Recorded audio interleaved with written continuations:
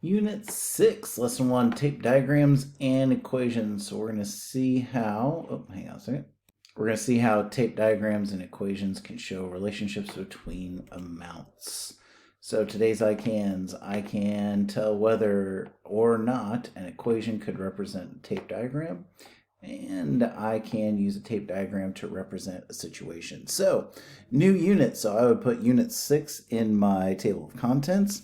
We're looking at expressions and equations this time. So make sure that you have all that in your table of contents, as well as today's date, page number for this first part of Unit 6, and you are ready to move on. All right, let's do a little bit of warm-up here. So, taking a look at these two diagrams, one of them is 2 plus 5 equals 7, and the other one is 5 times 2 equals 10. Which one's which? Yeah, this one's going to be the 5 times 2 equals 10, right? Because we have 5 groups of 2, which would make 10. Here is where we have the 2 plus 5 equals 7. So we have a 2 plus 5, and it equals the 7. Tape diagrams are just a great way to organize your thoughts. Same sort of deal on these, right? You'd have, for this one, you'd have a 4 and a 3, which together, the entire thing, sorry about that, would be a 7. And then here you're talking about either 4 groups of 3 or 3 groups of 4. Strictly how it's said there, you would probably do 4 groups of 3, but you know, in the long run, it still comes out showing the same thing. Okay, anyway. All right, let's take a look at some more equations and how they relate to tape diagrams, okay? So, which of these would go with this one here? Yeah, this is 4 and something more gives us 12. So we would have this first one. What else? Yeah, 4 works with it as well, right? Because it's just the same as this pretty much, except we've just flipped where the equation is. What else? Yeah, we could use this to figure out the answers for 5. 7 would also be something we could use, and 8. But as far as, well, I guess all those work with that. So 5, 7, and 8. All of those would be ones that you could use this tape diagram to get figured out. Here you've got 4 x's and you've got 12. Well, if we take 12 and divide it by 4, we definitely will get whatever is in that x. 4 of them times 4 of whatever is in those gives us 12, so that works. We use those in the other ones. What about here? Yeah, this and number 3 are basically the same thing. They're just switched around. And, you know, 9 also works too, because multiplication is just repeated addition, and here we've just got it just repeatedly added. So how could we tell if a diagram was addition or multiplication? Well, if it was multiplication, each of the boxes were the same, right? If it's just addition, then at least one part of the tape diagram is different than the other parts of the tape diagram. Of course, the multiplication ones could be addition as well, because, you know, multiplication is just repeated addition. And how could we look at those other equations and see if they match the same diagram? Well, basically, we're looking to see if they solve the same sort of things. So, like with that first one, we were trying to figure out 4 plus some number gave us 12. And as long as we were using those numbers in the correct way, that the 4 and the x made up the 12, then we could rearrange that however we needed to. 12 minus 4 gave us the x. x plus 4 gave us 12. Any of those would work for that.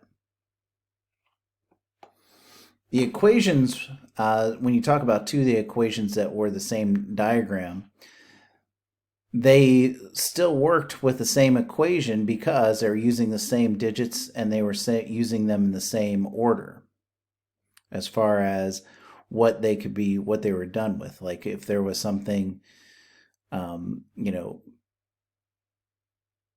like, I guess a better way to say it is that they would be the parts that made up the whole. So as long as you're using the whole still, let's go back here.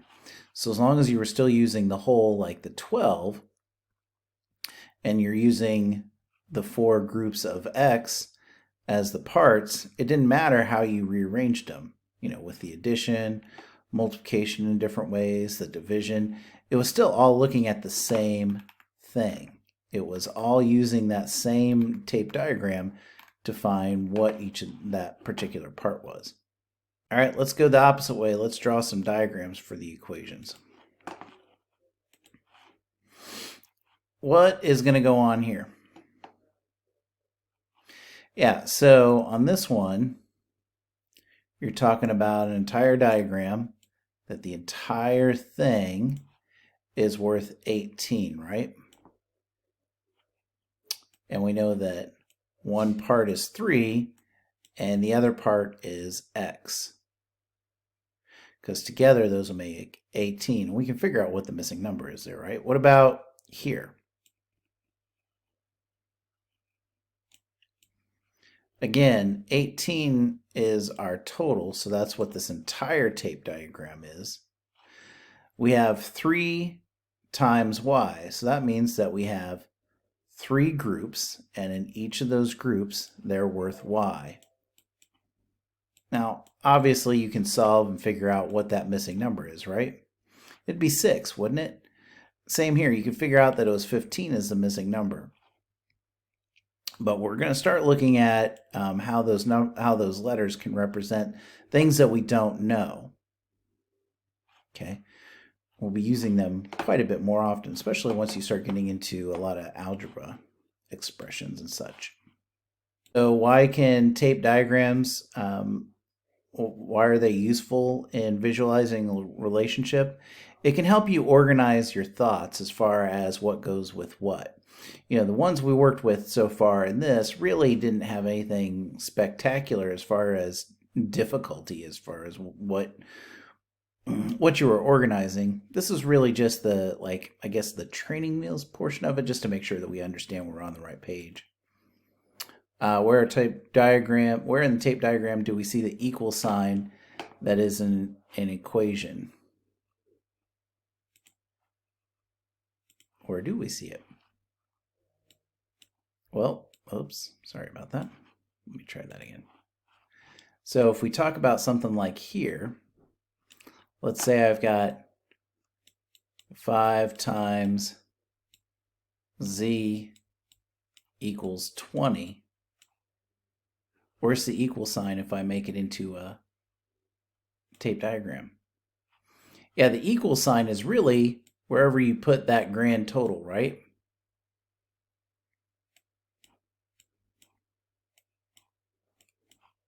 And in this situation, I've got 5 of them. 5 z's. No, sorry, I wasn't trying to take a nap. I just saw a lot of z's and suddenly got tired. Anyway, so the equal sign here is really just showing you that that's the entire total for the entire tape diagram in this situation. Why can a diagram represent more than one equation? Well, I think this goes back to what we did just a moment ago. You know, I said it was 5 times z equals 20, but I can also use this to go 20 equals 5 times z. I can also think of it as 20 divided by z equals 5, or 20 divided by 5 equals z. You know, there's a lot of different ways we could look at this particular situation and still end up showing this particular tape diagram. And it's because it's just about being flexible. This is organizing, but that doesn't mean that it can only be used in one possible way for one possible problem. It can show multiple ones in the same diagram. What about this one? If I were to make it into a tape diagram, what would I do? Yeah, so the entire thing would be worth 132, right? I'd have one part that was worth 23, and I made that smaller on purpose because clearly 23 plus something is 132. That means that this something, this x, is worth a lot more than that 23. What about 5x equals 30? Remember that if you see a number next to a letter, that is meaning the same thing as multiplying. So really you could think of it as 5 times x.